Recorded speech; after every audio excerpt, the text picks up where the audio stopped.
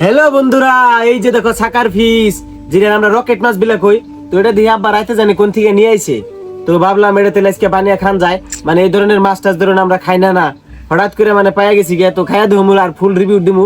তো কেমন লাগে আপনারা খাই হারবেন আর কি, যদি ভালো লাগে কম হইতো এটা। তো তেলে চলুন আগে এটা কেন কাইটা দিই, বানিয়ে দিই কেম করে বানান লাগে, বাকলাটা কেম করে চুলান লাগে। মানে খুবই কষ্ট হবো, বোঝাই গেতাছে একদম মানে টাইগারের মতো চেহারা আর ঘড়িয়ালের মতো ছাল।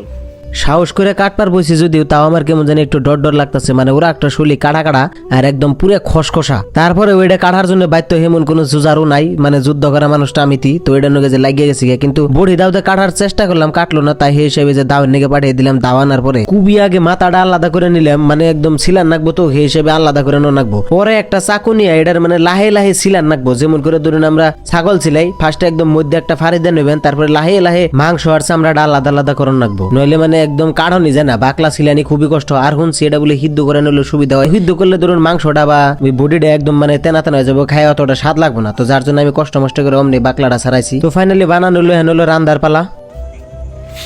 তো গাইস ফাইনালি সারাদিন ওয়েট করতে করতে মানে রান্না হয়ে গেল গা। তো এখন মানে খাইয়া দেখি বস্তুটা, মানে রিভিউ দিতেছি কেমন লাগে খাইয়া। বিসমিল্লাহ। হেভি টেস্ট, সিরিয়াসলি একদম মানে।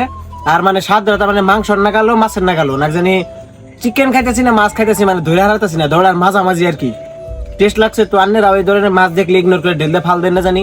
আমি যে প্রসেসে সিলাইলাম সেমনি করে খালি নর্মালি অল্প আদাটা বেশি করে দিয়ে বড়িয়া করে বানাবেন, হেভি টেস্ট লাগবে। আর বন্টি বানাইছে মানে খুবই মজা করে বানাইছে। তো আরে থ্যাংক ইউ। তো আজকের জন্য বাই বাই।